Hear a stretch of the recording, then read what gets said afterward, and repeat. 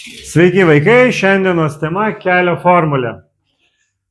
Kelio formulė, man atrodo, jūs jau žinote netgi ją ir 4 klasėje, atrodo, jau girdėjote apie ją ir tikriausiai buvote užsirašę.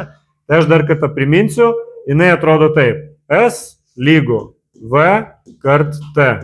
Kas yra S, kas yra V, kas yra T, to išsiaiškinsim. Taigi, kelio formulė, S yra kelias,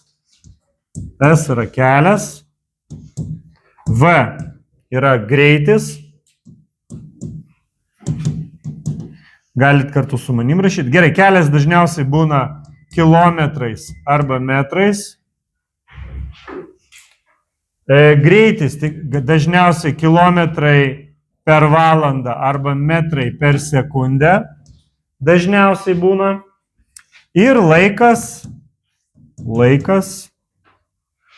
dažniausiai būna arba valandos, arba sekundės. Gerai, kas dar? Gali būti toks dalykas, kad jeigu mes kalbam apie mašiną, lėktuvą, dviratį, žmogų, tai aišku, jo greitis bus tiesiog V. Bet jeigu mes kalbam apie laivą, tai laivas gali plaukti, tarkim, upe. Tai prie laivo greičio, savojo greičio, prisideda dar ir upės greitis. Tai jeigu mes turime V kaip, savasis, ane? Savasis greitis. Taip pat mes turime upės greitis, VU, upės greitis. Upės greitis.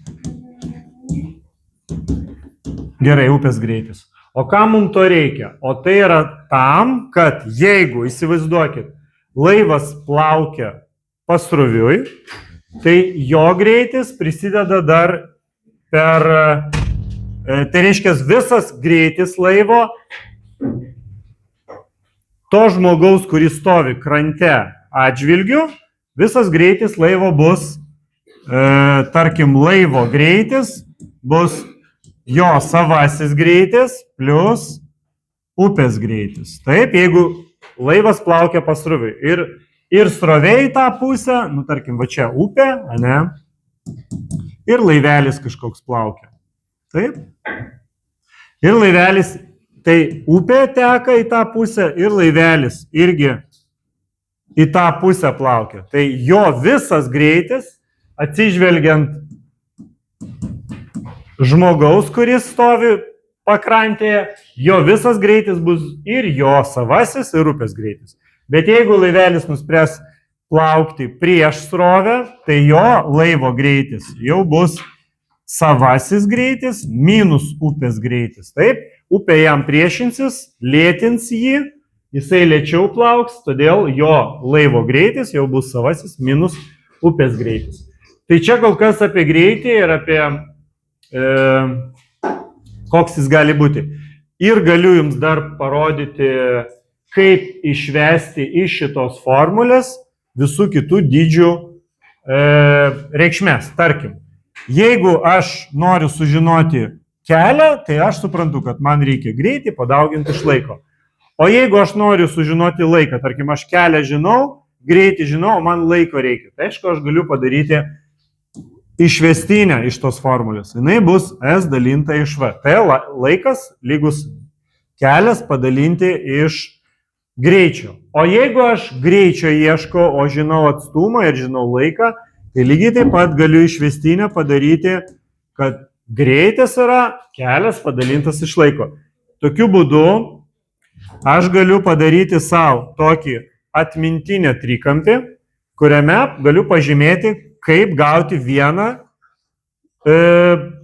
reikšmę per kitą. Tai S yra viršuj, o apačioj yra V ir T.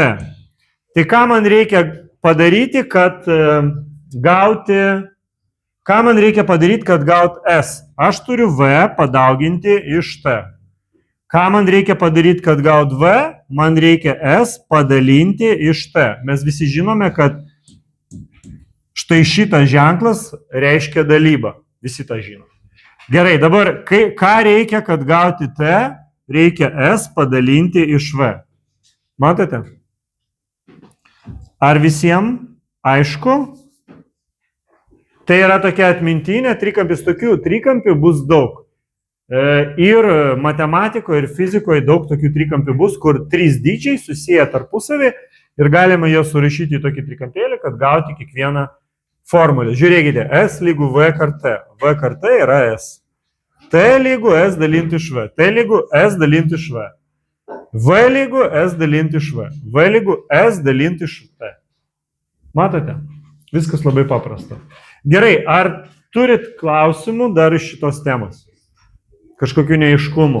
Nes mes vis tiek dar išnagrinėsime, bus kažkokių gal pavyzdžių ir mes visą tą išspręsime. Nu, gerai, vieną pavyzdį galiu vis tiek duoti. Tarkim, nežinau, iš taško B į tašką A kažkoks žmogeliukas, nežinau, galim duoti jam vardą tam žmogeliukui, nesvarbu. Jo, eina iš taško B į tašką A kažkokiu pastoviu greičiu. Jo greitis yra, tarkim, 3 km per valandą. Gerai. O laiko jisai užtruko 1 valandą. Jisai 1 valandą ėjo pastoviu greičiu iš taško B į tašką A. Dabar klausimas būtų toks, kokio atstumo yra tas kelias tarp B ir A taško.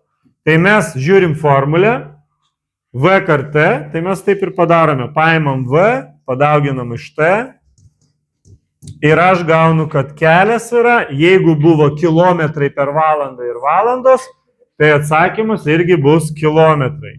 Taip, negali būti, kad kad buvo greitis kilometrai per valandą, laikas valandos, o atstumą gavom metrais arba centimetrais. Nu, taip negali būti. Tikriausiai, jeigu dalyvauja šitie dydžiai, tai bus atsakymė tas pats dydis, kuris dalyvavo. Jeigu mes netyčia turime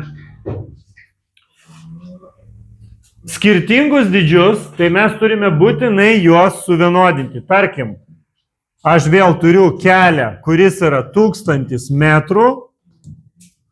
Aš turiu laiką, kuris yra 2 valandos ir man reikia paskaičiuoti greitį. Tai pirmiausia, aš turiu pakeisti atstumą iš metrų į kilometrus. Mes galime taip daryti, mokame. Tai 1000 metrų, aš žinau, kad 1 kilometras. Tai mano greitis bus koks? Žiūrim į formulę. S dalinti iš T. S yra 1 dalinti iš 2. Tai 1 dalinti iš 2 bus pusė. Tai bus pusė kilometro per valandą. Pusė kilometrų per valandą. Taip, nežinau, eina labai lėtas žmogus. Senelis koks nors. Gerai, ar turite klausimų? Gerai, viskas, ačiū.